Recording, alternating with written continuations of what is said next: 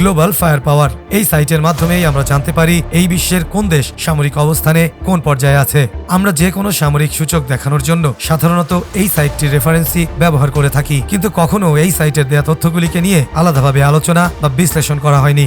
আসলেই কতটুকু বাস্তব নির্ভর গ্লোবাল ফায়ার পাওয়ারের দেয়া তথ্যগুলি?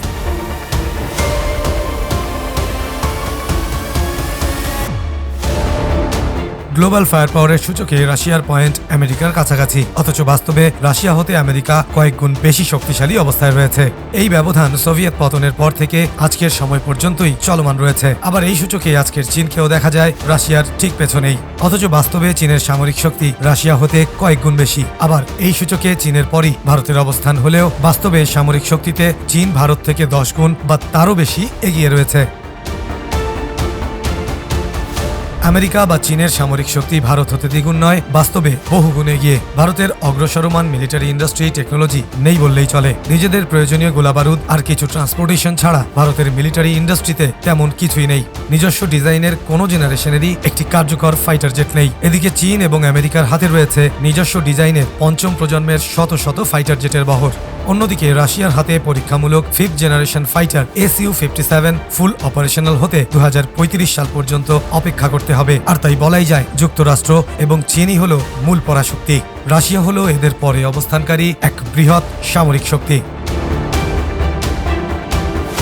অন্যদিকে ফ্রান্স এবং ব্রিটেন হলো রাশিয়া হতে পিছিয়ে থাকা বড়সড় সামরিক শক্তি। এদিকে পাকিস্তান ও তুরস্ক দেশ দুটো নিজেদের অগ্রসরমান মিলিটারি ইন্ডাস্ট্রি টেকনোলজিতে ভর করে বৃহৎ শক্তিতে পরিণত হওয়ার পথে। কিন্তু ভারত শক্তিশালী আঞ্চলিক শক্তি হলেও মিলিটারি ইন্ডাস্ট্রিতে শূন্য অবস্থানের কারণে বৃহৎ শক্তির দৌড়েই নেই। তবে সমরাস্ত্র আমদানি করলেও বিশাল বাজেটের কারণে ভারতকে শক্তিশালী আঞ্চলিক শক্তি বলাই চলে।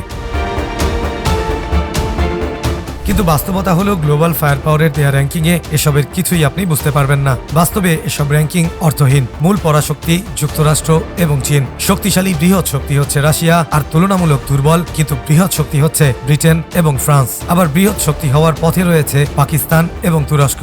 এর বাইরে ভারত, ইসরায়েল, ইতালি এই দেশ তিনটি শক্তিশালী আঞ্চলিক শক্তি। এছাড়া মিশর, ইন্দোনেশিয়া, ব্রাজিল এবং অস্ট্রেলিয়া এই দেশ চারটিও অন্যতম আঞ্চলিক শক্তির কাতারে পড়ে।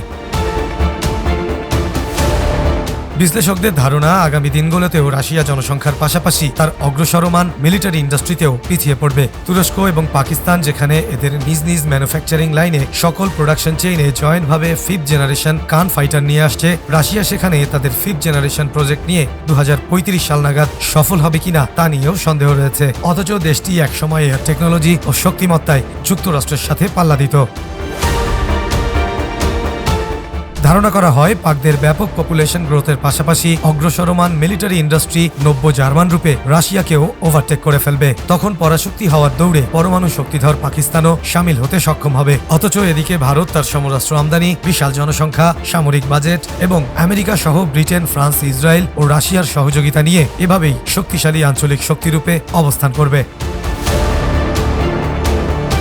এবার আসি আমাদের কথায়। এই অঞ্চলে 20 কোটির বেশি জনসংখ্যা নিয়ে আমাদের অবস্থান অবশ্যই মিয়ানমার এবং ভারতের সাউথ ইস্ট ফ্রন্টকে কাউন্টার দেওয়ার মতো যথেষ্ট শক্তিশালী অবস্থানে থাকা উচিত। কিন্তু বাস্তবতা হচ্ছে আমাদের সামরিক শক্তি অদূর ভবিষ্যতেও আজকের মতোই একই পর্যায়ে অবস্থান করবে। দিন যত যাবে ভারতের কাউন্টারে আমাদের সামরিক শক্তির ব্যবধান সময়ের সাথে আরও বাড়তে থাকবে। ভবিষ্যতে অপেক্ষাকৃত দুর্বল আঞ্চলিক শক্তি হিসেবেও আমাদের ঠাঁই হবে না। ভারত যতদিন বাংলাদেশে তাদের নগ্ন হস্তক্ষেপ বন্ধ না করবে ততদিন এই দেশের সার্বভৌমত্ব কোনোদিনই মাথা উঁচু করে দাঁড়াবে না। আর ভারত এই হস্তক্ষেপ কোনোদিন বন্ধ করবে বলেও মনে হয় না। স্বাধীনতার পর থেকে এই অবধি ভারত দেশের অভ্যন্তরে একটি ডিপ স্টেটকে নিয়ন্ত্রণ করে। তার মাধ্যমেই এই দেশের রাজনীতি ও ক্ষমতার চাবি নিজেদের পকেটে রাখে। আর এসব নিয়ন্ত্রণ করতেই এই দেশে গুপ্ত হত্যা ও ইলেকশন ইঞ্জিনিয়ারিং এর মতো নোংরা খেলায় মেতে থাকে। আর এসবের একটাই উদ্দেশ্য, বাংলাদেশকে কোনোদিন মাথা উঁচু করে দাঁড়াতে না দেয়া।